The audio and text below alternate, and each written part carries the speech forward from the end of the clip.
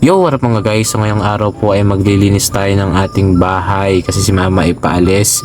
May pupuntahan daw siya and siya na daw ang bibili ng ulam tapos ako na lang magluluto. Kaya ngayon ituturuan ko kayo guys kung paano magluto ng aking special adobo, chicken adobo. Iyon. Pero bago yon, di ako naglinis muna ng bahay at dyan na may tapos na aking klase. Wala na akong ginagawa. Kaya ako'y pinaglinis. Sabi sa akin ng mama, baby ko ngayon maglinis muna din ha habang ako'y wala. At pagdating may magluto na ating ulamin. At siya na nga, naglinis nga si Wanda Bed. At yun na nga mga guys, dumating na dyan si mama and tayo ay magluluto na ng ating special chicken adobo. Naks, kala mo na may tuong pagkahusay-husay magluto eh.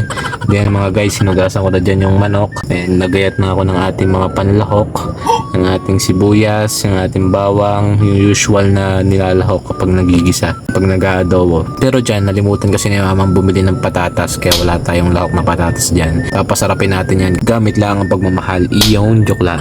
Naglagay na ako ng mantika and isinalang ko na din yung ating mga pampalasa, sibuyas at bawang. Syempre nauna sibuyas kasi mabilis lang maluto ang bawang. O diba? Akala nyo, hindi ko alam yun. De, joke lang. Tapos yun nga mga guys, minekos-mekos na natin yan hanggang sa maging kulay golden blue. Joke lang. At yun nga, isinalang ko na din ng ating mga manok kasi yan para yung moist nung sibuyas at bawang ay malasa sa manok. Tapos naglagay na din ako ng tubae. De, joke, toyo pala. And then ayan, ang ginamit kong pansabaw dyan guys is Sprite kasi napanood ko yun sa TikTok, masarap daw yan. So tinry ko yan guys and masarap naman talaga. So ayan mga guys, after nyo i-mekos-mekos yan, tatakloban nyo muna and maghintay kayo na sa pundikada. De, joke lang. So nagsayang muna nga ako guys habang inaantay ko yung kumulo. And then yan, pagkakulo niyan, sabi ko matikman kaya kung anong lasa na nare.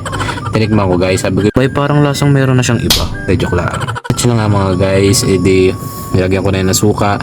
Depende sa preference nyo kung gaano ka-asim. Kung gusto nyo maglasang sinigang, edi bahala na kayo.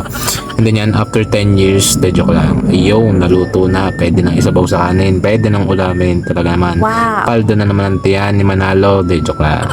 Yo, mga guys, kita nyo naman. Flex muna. Ay, tanya naman lutong-luto ang manok. Talaga naman pagkaka-juicy na yan. Sarap na sarap. Eh. Iba pala guys kapag kasabaw nyo Sprite kasi yun ay lime and lemon. So, yun. Malasas siya sa chicken. Diyan nga guys, kita nyo guys, sobrang sarap na aking luto. Pati buto hindi pinatawad ni mama. Hanggang dyan na lang.